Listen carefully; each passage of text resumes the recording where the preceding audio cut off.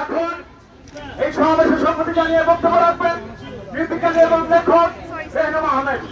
কালকে গুলশানে ডাক দেন, গুলশানে এবং শহীদদের প্রতি শ্রদ্ধা জানাচ্ছি।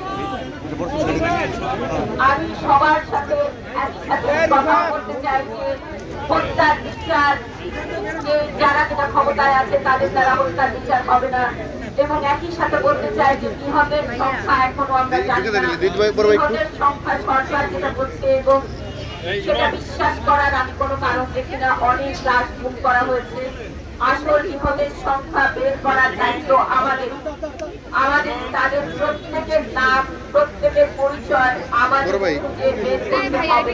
এটা আমাদের